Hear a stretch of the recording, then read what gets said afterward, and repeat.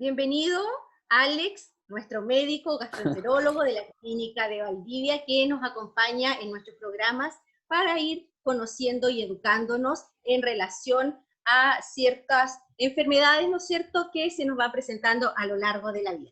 En esta oportunidad vamos a hablar sobre el síndrome del intestino irritable, más conocido como colon irritable, ¿no es cierto? Así que, doctor, le agradezco que esté con nosotros y me gustaría saber qué es el síndrome del intestino irritable.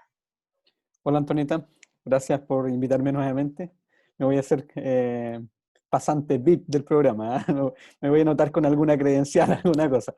Eh, bueno, vamos a hablar del colon irritable. La mayoría de la gente habla de colon irritable, ¿ah? Y tú que estudiaste, estuviste en la reunión de pauta, ¿cierto?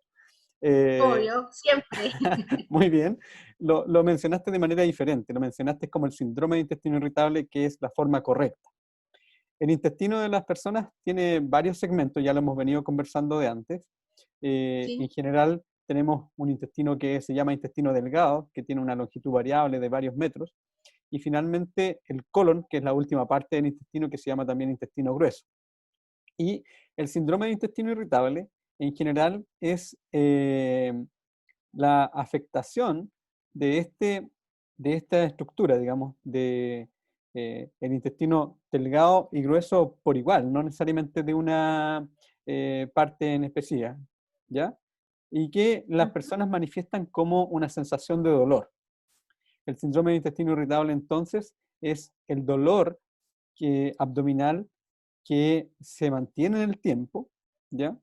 Es una sensación como de disconfort que se presenta por periodos largos de tiempo y que se acompaña habitualmente de cambios tanto en la frecuencia de las deposiciones como en la consistencia de las deposiciones, ¿ya? Entonces, Ya. la triada en general es dolor o sensación de disconfort que se puede sentir como dolor, que puede ir o no acompañada de distensión abdominal y que va de la mano de este cambio en la consistencia y en la frecuencia de las deposiciones. Habitualmente esta condición dura más de 3 meses al menos, pero las personas tienden a consultar por una sensación de que de toda la vida, la gente dice, doctor, tengo problemas de colon de toda la vida. Esa es como una historia clásica, una Ya. historia larga, ¿de acuerdo? Y lo otro que también es frecuente y que está incorporado en los criterios diagnósticos es el hecho de que las personas tienden a sentirse mejor cuando logran ir al baño. O sea, cuando logran tener deposiciones independiente de la consistencia. Esto significa o deposiciones muy duras o deposiciones muy blandas, las personas tienden a sentirse mejor, tienden a tener un alivio de los síntomas gastrointestinales. ¿Ya? Pero entonces, Sí, sí, no, sigue nomás. no, es que No te entonces interrumpa. es súper importante dejar claro eso. Dolor o disconfort mantenido en el tiempo, habitualmente ¿Ya? por meses o años, asociados a cambios en la frecuencia y en la consistencia de las deposiciones que tienden a mejorar los síntomas cuando las personas logran ir bien al baño. Ahora, ¿qué tan frecuente es este síndrome y en qué etapas de la vida se presenta o se puede presentar? Sí. En general es súper frecuente, es muy frecuente. Se estima que aproximadamente un 20% de la población adulta puede tener un síndrome de intestino irritable en algún momento de su vida. ¿Ya? Ujú. 20% significa uno de cada 5 personas. Y Mm. esto es mucho más frecuente en las mujeres, lamentablemente, comparado con los hombres. Ahora, Ya. la mayoría de las personas va a iniciar los síntomas de síndrome de intestino irritable habitualmente antes de los 30 o 35 años de edad. Y la gran mayoría, casi el 100% de las personas, van a iniciar los síntomas antes de los 50 años de edad. ¿Ya? Y Ya. esto es súper importante porque hablar de intestino irritable involucra, por definición, hablar de gente joven. ¿Ya? Gente joven que además es gente sana, es gente que tiene este malestar, pero puede hacer su vida de manera normal, puede ir a trabajar, puede compartir con la familia, puede ser mamá, papá, pueden hacer deporte, pero les duele la guatita, tienen esta sensación Ya. recurrente o frecuente de malestar abdominal, ¿ya? Y son, como te digo, gente joven. Y eso, ¿Y cuáles son Sí, dime. Y aparte de lo que tú manifestabas, aparte del dolor de guatita, ¿cuáles son los síntomas, así como un poco más puntuales, que se presentan en este síndrome, eh, no sé si es En esta no condición. enfermedad, Sí, claro, en esta condición, por favor? claro. Mira, lo que pasa es que lo general es lo que te acabo de comentar. Esta sensación Ya, de dolor frecuente en el tiempo, recurrente en el tiempo. Pueden haber días que sí, pueden haber días que no, pero en general las personas pueden recordar que hace mucho tiempo, meses o años tienen este malestar. A ¿y eso, esos malestares son iguales en todas las personas? ¿Los en gen- síntomas sufren las personas los mismos síntomas o no? ¿O varía dependiendo de la persona? la intensidad de los síntomas puede variar persona a persona, naturalmente, pero en general la sensación de malestar o dolor es para todos, digamos. Ahora, lo que sí Ya, puede cambiar es lo que, el tipo de tránsito intestinal que predomina en una persona o en otra. En ese sentido, por ejemplo, si tenemos una persona que tiene dolor abdominal recurrente, que es joven, que es sana, que no tiene otras enfermedades, y el tránsito intestinal es predominantemente lento, entonces vamos a hablar de un síndrome de intestino irritable variedad estreñimiento. Y ahí lo que va a predominar es la dificultad para ir al baño, ¿de acuerdo? Pero podemos ujú, tener otro grupo de personas que tienen la misma sensación de dolor recurrente en el tiempo, pero el ya, tránsito intestinal es principalmente un tránsito blando. Tienen deposiciones como diarrea o pastosa o disgregadas, qué sé yo. Y ujú, entonces ahí el tipo de tránsito intestinal es más bien blando y se llama síndrome de intestino irritable variedad diarrea. Y hay otro grupo de personas que no saben qué es lo que predomina, porque tienen por igual tránsito lento como tránsito blando. ¿Ok? Y hay personas que tienen, digamos, una mezcla que no se puede definir en forma correcta cuál es el grupo al cual pertenece. Entonces, lo que es ya. cardinal es la sensación de dolor. Esa sensación de dolor va a estar siempre presente o debe estar siempre presente en las personas que tienen síndrome de intestino irritable, en un grupo de Vale, personas jóvenes. ¿Ya? ya. Por ejemplo, hay personas que dicen que cuando pasan en situaciones de estrés o de ansiedad, les duele el colon. Es como que si nuestro sistema nervioso estuviera asociado con nuestro sistema digestivo. Eh, ¿Qué tan real es eso? ¿Cómo se relaciona? Sí. Bueno, hay mucha teoría al respecto y en el último tiempo se está estudiando mucho eso. De hecho, hay algunos libros, hay uno particularmente que yo recuerdo que dice pensar con el estómago. ¿Ya? Yo le digo a mis Ya, pacientes, cuando la gente se enamora, las cosquillas o las mariposas no andan en la cabeza, andan en la guatita. no, Entonces, exactamente. qué está enamorado? ¿La cabeza o la guatita? Bueno, en general, se sabe que hay una conexión muy importante entre el cerebro y el intestino. Y de hecho, al Ya, intestino se le llama el segundo cerebro.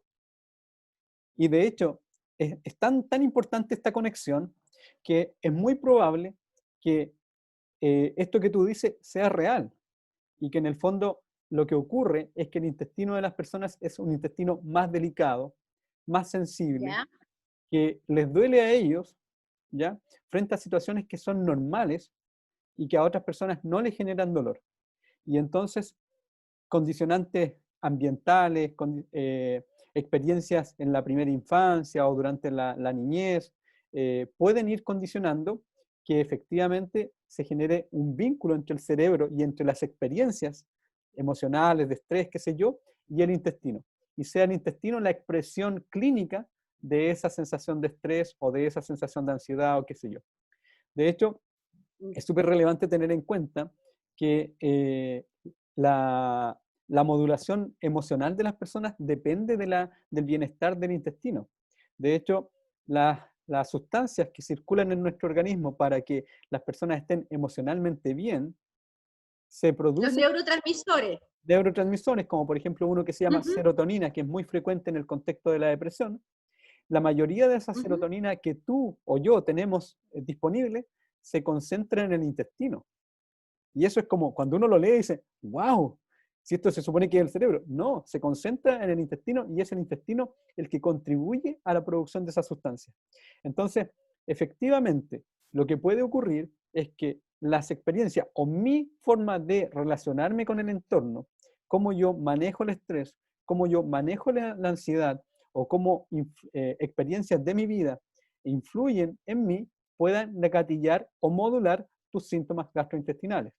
De hecho, es tanto así que hay personas que fueron sanas y tuvieron, ponte tú, la separación de los padres, un accidente de tránsito, reprobar un ramo en la universidad, y ese fue el gatillo para que comenzaran los síntomas gastrointestinales que son concordantes con un síndrome de intestino irritable.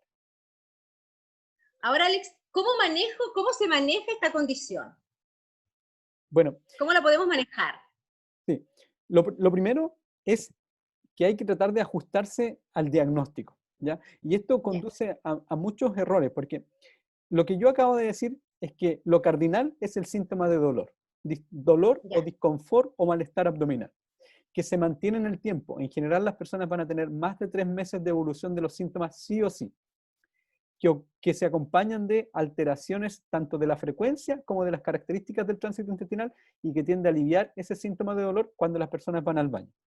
Ok, eso además ujú, se tiene que ajustar a un perfil etario. Como te decía, ya, prácticamente todas las personas que tienen síndrome de intestino irritable empiezan los síntomas antes de los 50 años y la mayoría incluso antes de los 30 años. Por lo tanto, lo primero es ajustarse a eso. El manejo de los síntomas va de la mano de si hay factores ambientales que me puedan estar intensificando los síntomas. Por ejemplo, manejo del estrés, manejo de la ansiedad, manejo de trastornos emocionales de estar presentes. Por supuesto que es súper importante considerar eso y tratar de manejarlo. Segundo, en la mejoría del tránsito intestinal. Si las personas tienen dificultad para ir al baño, gran parte de la mejoría de los síntomas va a depender de poder ir bien al baño. Y por lo tanto, aumentar la ingesta de fibras, aumentar la ingesta de agua, hacer deporte que permitan tener un tránsito de mejor calidad, pueden significar una mejoría importante en los síntomas del síndrome de intestino irritable.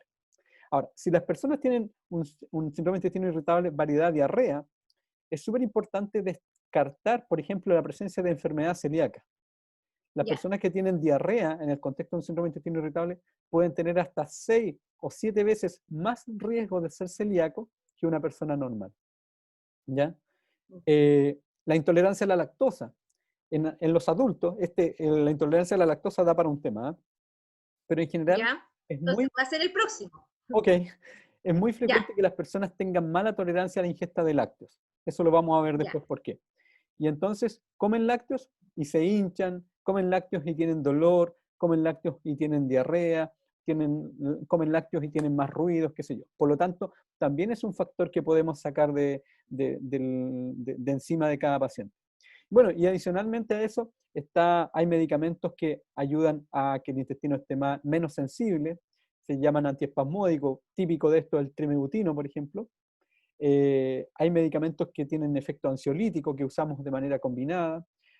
Por supuesto, hay antidepresivos que pueden utilizarse cuando las personas no están respondiendo bien o hay factores emocionales muy fuertes sobre las personas, ¿ya?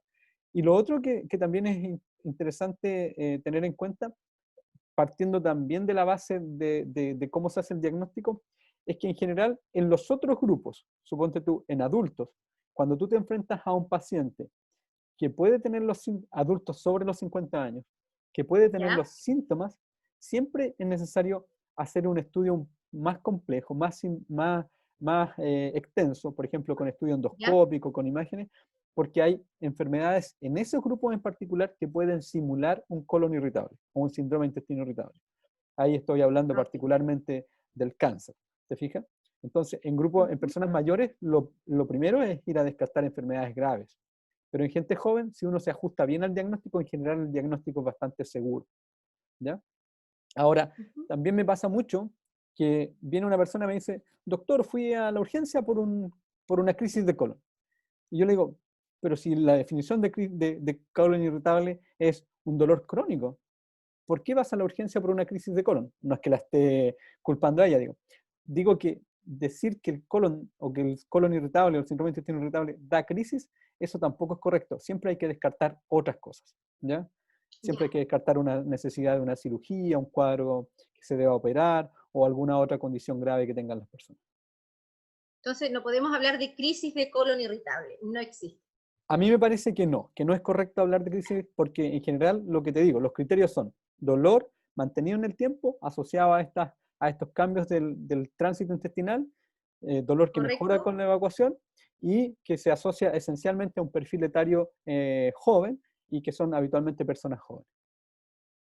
Muchas gracias, Alex, por compartir estos saberes, ¿no es cierto? Y poder así llegar a la población acá de la península, y no solamente de la península, sino que también de todas las personas que pueden tener acceso a esta conversación con nuestro médico de cabecera, como le decimos acá nosotros. Así que te agradezco, Alex. Okay. Muchas gracias por estar siempre presente en nuestras actividades. Bueno, gracias por invitarme. Yo feliz de poder seguir participando con ustedes y de enseñar a las personas, ojalá de una manera sencilla, a entender estos temas que son relevantes y que alteran la calidad de vida de las personas, ¿eh? Ojo, Sí, eso es muy cierto. así es. Te Ok, agradezco, así que nos vemos en en otra conversación también relacionado con tu tema. Que estés ok. bien. Chao. Chao.